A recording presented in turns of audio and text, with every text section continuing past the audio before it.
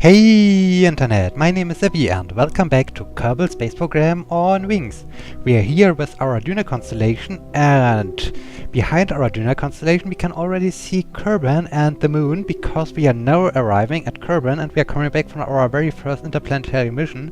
And I think it's a really great success that we have come so far, and yet we are finally about to arrive back home at Kerbin, and that we can deliver our first interplanetary science and data back to our Kerbal Space Center. Well, we have done already some transmissions with some EVA data and some crew reports, and also with our landing or with the probe on the surface of Eve, but we haven't really brought back any data, and in this case it's the very first time that we can do this.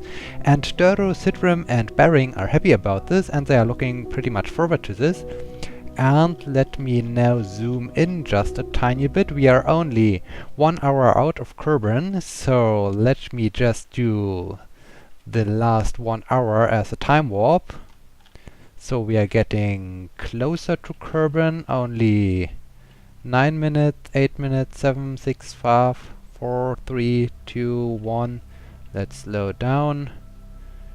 And let us enjoy the last 5 seconds without time warp. There we can already see the blue planet and the moon. And can we somewhere spot Minmus? I think this could be pretty hard. Or where could Minmus be? Minmus would be a little bit between the moon and Kerbin.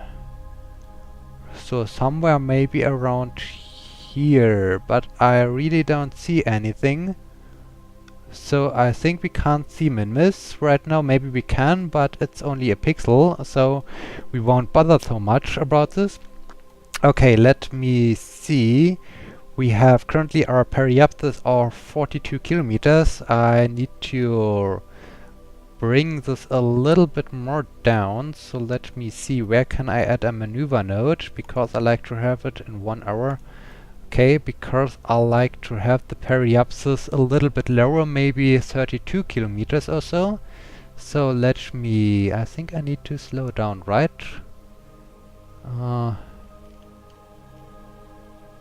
48, no, I need to speed up, okay. No, it's the right direction. 9 kilometers, no, this is too close to the surface and too deep in the atmosphere. Okay, I just need to... Let me see, I think it's just a retrograde burn, right?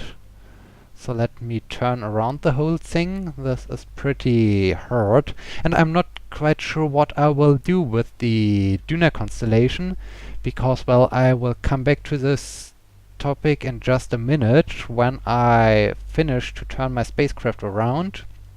Then I will talk about the problem, or not the problem, or about what I'm thinking about. Okay, so 22, 19, 26, 30, 33. Okay, this is maybe a good idea. I can do this with RCS in 1 hour. So let us just do the quick time warp to get closer to our maneuver node. And then I will talk about the things I'm thinking about. Let me just enable RCS and do the quick... Oh, this takes longer than I anticipated, so let me use my main engine to bring down my periapsis. There it goes. For what? Why are you going up? You were supposed to go down and not go up. What? This was strange. This was really strange. Why were you going up instead of going down? Let me just add another maneuver node.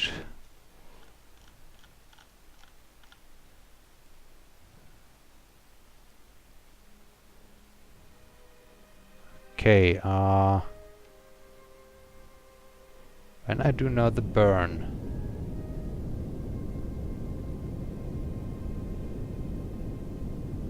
Then nothing really happens. This is strange. But I'm controlling from the right thing, am I? Control from here. Yes, I do. Okay. Well, okay, let's do another time warp for 1 hour. So maybe then we are able to change our trajectory as planned. Okay, we are right at the spot of the maneuver node. Let me see this again. When I do now throttle up,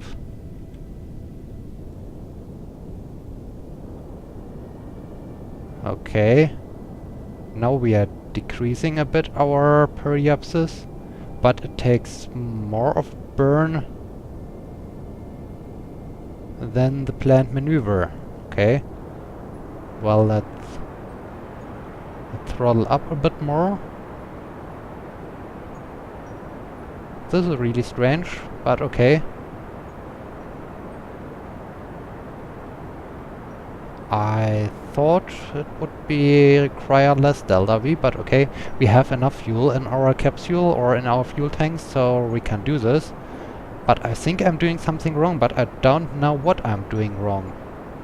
Because the maneuver node said it's just a tiny little burn, but apparently we need more of a burn to change our trajectory like this.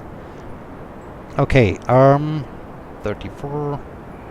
I like to get it down to about 33 to 32, so let's cut the engines right here. Okay, I think this is good enough. Thank you so much for this.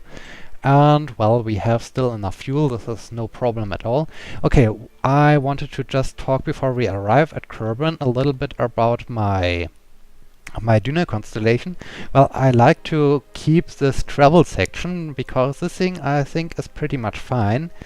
I already said that I will drop the whole lander back to Kerbin because it has no antenna. I have already the new lander can where I can place 2 Kerbins in. And so I think I have to build a new lander. And then we have our driving section. I think I can also launch our orange tank, which doesn't have the docking port issue that I have to attach 2 fuel tanks together, and this gets only wobbly. So I think I will also drop these parts, and I will only keep the main capsule in orbit. On the other hand, I like to improve a little bit my space station, and I want to add such a bigger fuel tank, such an X232 fuel tank to my space station as a refueling section instead of these tiny fuel tanks I have currently added to my space station. So maybe I will keep one of these fuel tanks in orbit. So I think once I arrive in orbit around Kerbin, I have to launch a landing mission, so I have to launch a new rocket, and I have to move my Kerbals over to the new capsule and bring them back home, because this capsule doesn't have any parachute, so I can't land this on the surface of Kerbin. And then I will land the lander, and I will keep the rest of the Duna Constellation in orbit, and I will think about what I will do, if I will use some of the parts for my space station, or will I only drop them back to the surface of Kerbin. I haven't decided yet, so there are so many options I have to decide with my Duna Constellation, but this will happen in a future episode, I guess, because this episode is all about getting back home. And now we have prepared our Kerbin periapsis, and we arrived there in 23 hours. So we can do another time warp to arrive there. So let me just speed up things. And we are... Oh, there's Minmus. There is Minmus. Now we see Minmus. Minmus is over there. There's the moon. There's Kerbin. This is nice. And, okay, after we have seen Minmus, we can speed up a bit the thing, and we can drop closer to Kerbin. And here, we are finally returning. This is, well, it's not really a moment of truth, but it's the final moment of coming back home from an interplanetary mission, and this is pretty amazing. And, okay, we are 180 kilometers out. I have so many solar panels I like to protect, and I don't want to have them disintegrating in the atmosphere when we do our aero capture. In this case, I will start pretty early to retract them, before I get in trouble and lose one of them because I was already too low. So let me just retract these panels and retract this panel. I will also, I don't think this is in danger, but I will also retract the ladder. And now I've retracted everything, very good. And Dodo, Sidram and Bering are happy, and I will do a quick save, so just in case that something goes wrong or my game crashes or I don't know, any issue that can happen, that I'm well prepared for this. And yeah, Dodo, whoa, whoa, whoa, whoa, whoa, whoa. Wobble back, wobble back. Dodo, Bering and Sidram are smiling and they are happy because they know that they are now back home. They finally can see their blue planet and they finally can see that they have made it and that they are back home. And I think this is pretty amazing for them. But unfortunately, well, we have a little bit our... No, we have our closest flyby in the darkness. This is pretty sad. So this is a usual problem, but I think it's still okay. Let me wait until we drop below 70 kilometers, and I will use the time or the physical acceleration to get closer to the thicker part of the atmosphere where I can do the aero capture and aero braking maneuver right now. So let me just speed up things a bit until we get closer to the atmosphere, and I think around 40 kilometers I will just stop the time warp just in case that there is something going on and the time warp will destroy my spacecraft. And here we have the re-entry effects. Wow, okay, and I think this means we are captured by Kerbin. This is amazing, this is really amazing. And so many re-entry effects, so many glowing things, especially around the lander can. Our main travel capsule seems to be good protected, this is good. Only the lander is very heated up and the arriving section, but I think we can take this. I think this is okay. Oh, and we have, very soon we will have the sunrise. This looks amazing. We are doing our aero capture while we are dropping toward the sunrise. This is amazing, this is great. This is really cool. Okay, so let us drop some speed off, bleed some speed off. This is very nice. Good job, guys. Good job. And we are still having our re-entry effects. And when do we... Oh, there we can see already the sun, and I think... Yes, now we have the sunrise. Wow, this is beautiful. Let me just do something like this, because this looks really amazing. It's very cinematic to see it this way. Okay, and the re-entry effects are almost over, and the sun is almost our whole circle right now. Okay. So, what have we done? Oh, we have... Wow, this was more efficient than I anticipated. I haven't expected that I'm getting so close and so circular. This is really amazing. This is great. Okay, and now we are climbing up. And I really haven't thought that I would get this far to a circular orbit. I thought my apoapsis will be around maybe... we are dropping even more. Will be around 1,000 kilometers or so. So this is interesting. Okay, let me just speed up in time, so we are getting out of the atmosphere and that we can do finally... What was this? Why was the camera freaking around? Huh? Camera, why are you freaking? Okay, then let me just speed up time again. Ha, they are really happy about this. Okay, we are out of the atmosphere and I have to wait for the 70 kilometer mark that I can stop the physical time warp and switch over back to the real time warp. Come on, ascend, ascend, ascend, you can do this. And 70 kilometers, very good, very good. And what have we done? We are Kerbin apoapsis of 140 kilometers, very nice. Let me add a maneuver node there, because we now have to raise our periapsis.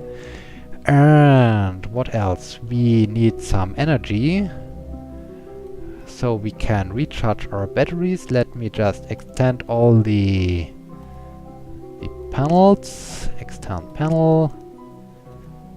Extend panel.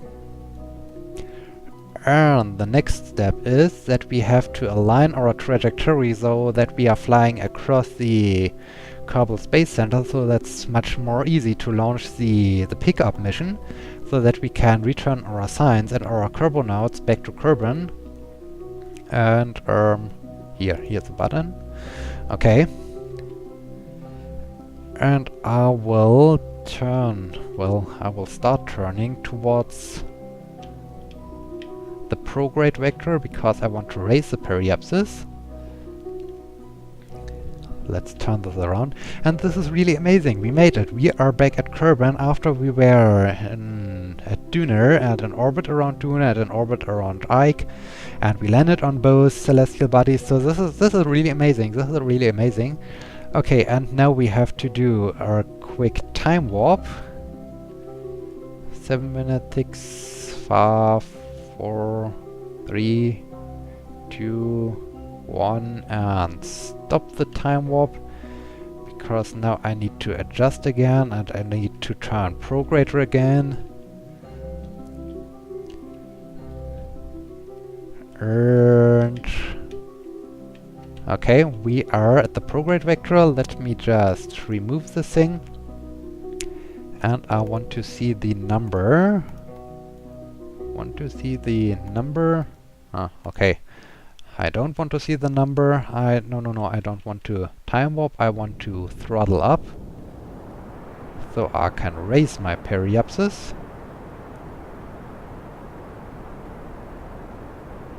I will raise it up to above 100 kilometers. Maybe I can circularize my orbit, or I'm not quite sure. At least I don't want to raise my apoapsis, so I will raise the periapsis as high as I can before the apoapsis starts to rise really significantly. And then the next step will be, as I said, we need to adjust a little bit our orbit, that we can have our flyby directly over the Kerbal Space Center when we launch our pickup mission, so that we don't have to take into account the inclination, and that we can.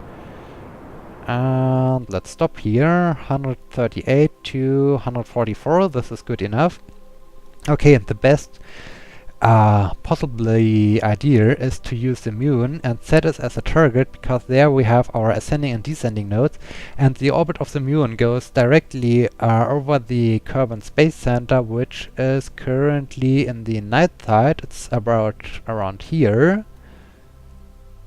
So yeah, I can do this. I need to go over to the ascending node, and I have to change it a little bit. 0.6, 0.0, okay. And this way we will going directly over the Kerbal Space Center, and we can prepare our pickup mission. About 100 meters per second of delta V. This is a good thing. We can easily do this. So let me now search again for the maneuver node, so that I can already orientate my and quick save my spacecraft. Okay, there it is, before I start to do the time warp. Let's stop it right here. Okay, very good, very good. And time warp. 2 minutes, 1 minute, and let's stop it right here. Oh, we can see the moon, we can see the sun, and we are aiming or going down toward the night side again, but this doesn't matter because once we have done or finished this correction burn, we have prepared everything so that we can switch over to Kerbal Space Center and launch our pickup mission to rendezvous with our Duna Constellation to bring our Kerbonauts and the science back home, and then we can start worrying about returning somehow the lander to finish off our arrival of the Duna Constellation, and that we have finished our very first interplanetary mission. And now let's do the burn. We are about to finish it. Only a few seconds and finish. So what have we done? Thank you so much for this. It's about 0.0. Very good, very good. So yeah, we have our almost circular orbit, and we have a good inclination, so I can stop unset target. And the next thing is that we have to launch our pickup mission to return at least 2 of our Kerbonauts, and the third one will return with the lander. Okay, I will switch back to Kerbal Space Center and I will bring you back in once we are ready for the launch, and then we do the launch. Okay, stay tuned! Okay, welcome back to the launch pad. We are here with Optop Kerbin. I like his name, Optop. This is a cool name. And he is sitting in the pickup pod, and he will now fly up and meet with the Duna Constellation in 3, 2, 1, and lift off. Whoa. Here we go, and it has been really a long time since we had the last launch in our Kerbal Space Program, because, well, we had so many ongoing missions and we needed to care of all these missions, and yeah, it took really a long time since we can feature a launch again, and now it's up to Optop to fly up into space and meet with the Duna Constellation to return them safely back home. And yeah, this is what he's doing now. So we are launching up. We have a nighttime launch, and what I will do is basically the same thing as usual.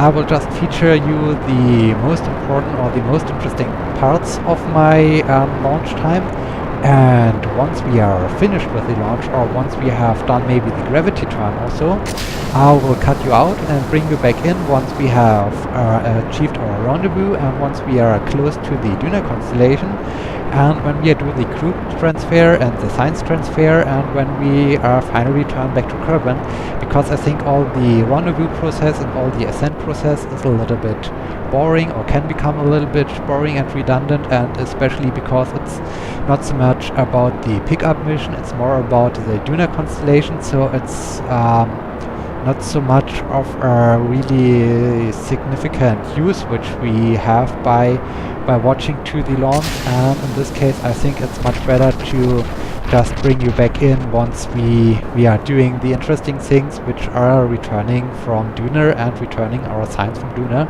to Kerbin, and in this case stay tuned until we arrive at the Duna Constellation.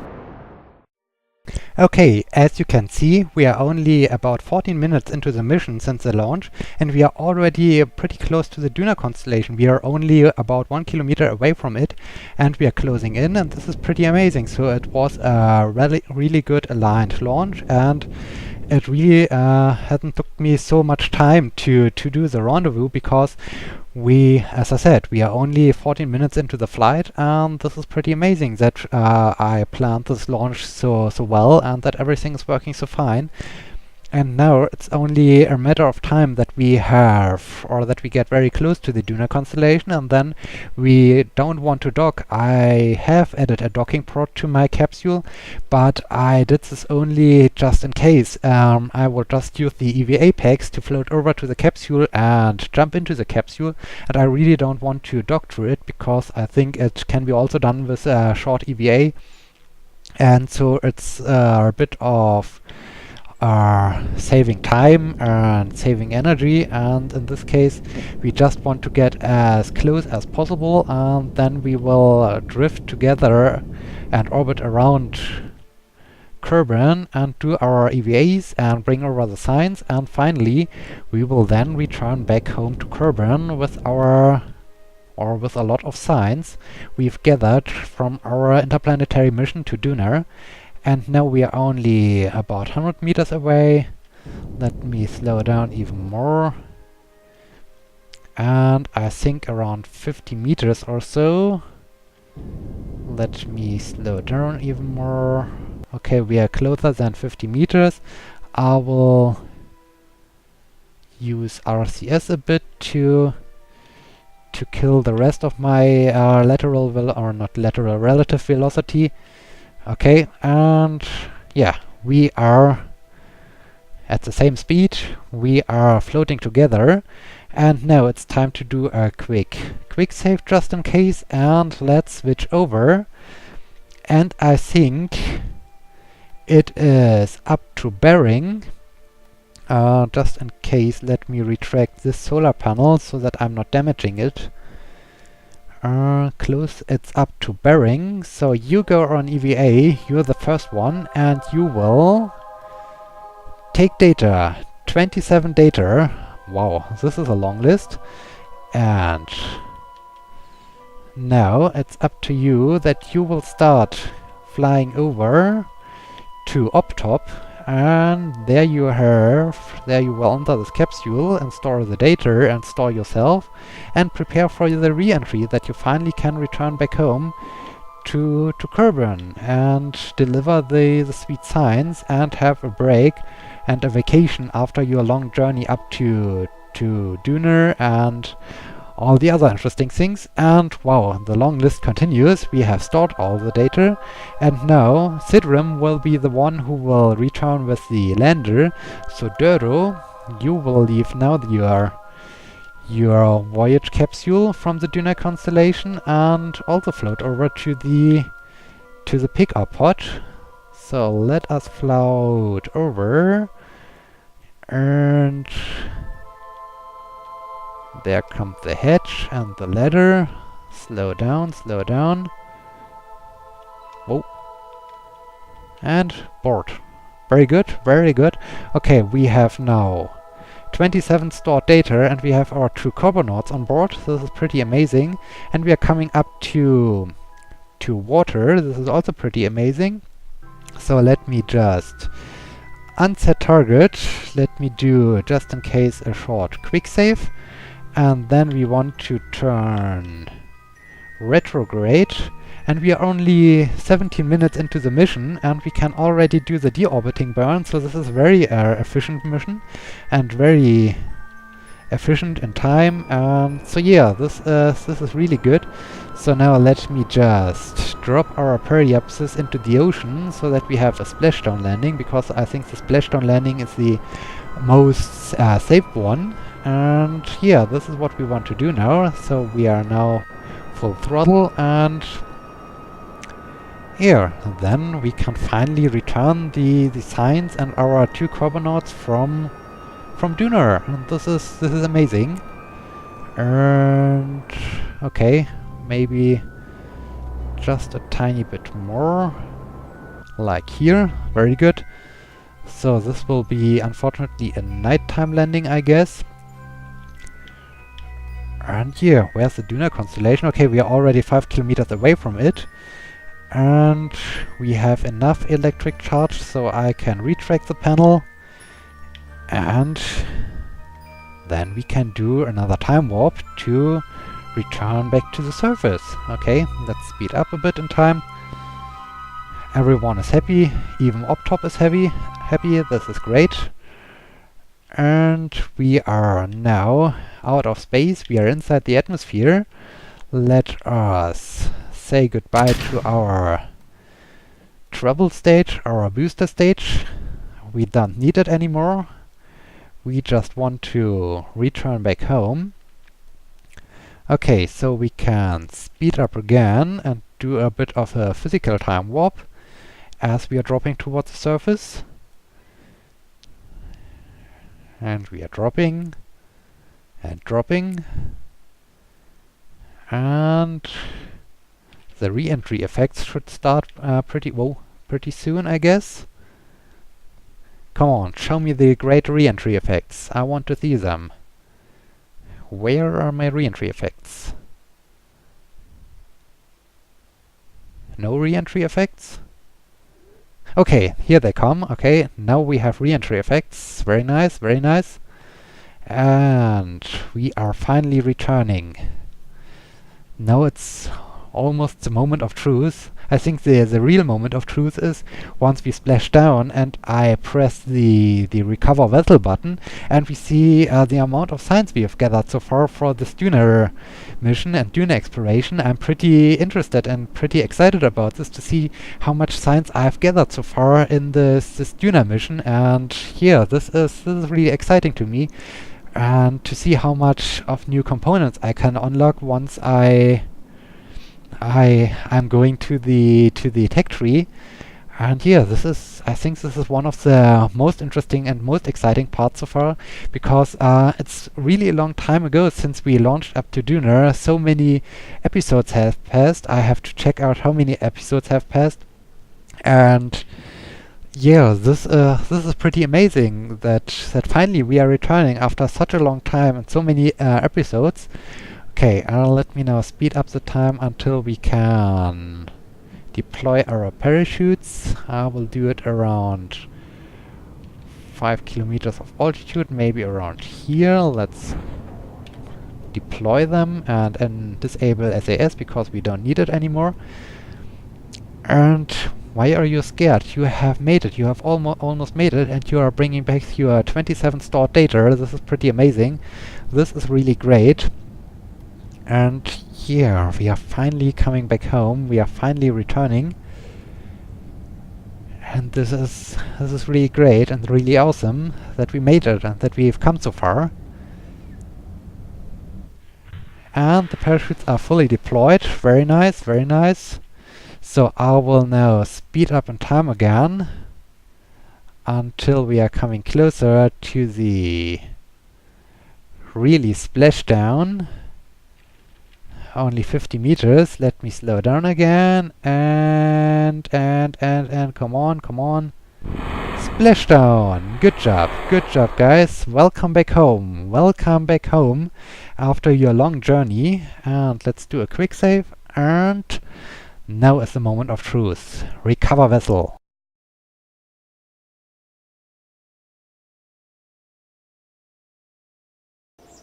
And here we are. Wow! 3,381 science earned on this mission, which give us 4,281 science. Wow, I expected a lot, but I haven't expected 3,381 science for this Duna mission. Holy, wow. Wow, this is amazing. Okay, what do we have? We have the gravity scan via high space, material space study, mystery goo, temperature scans, gravity scans, material studies, gravity scan, mystery goo, atmospheric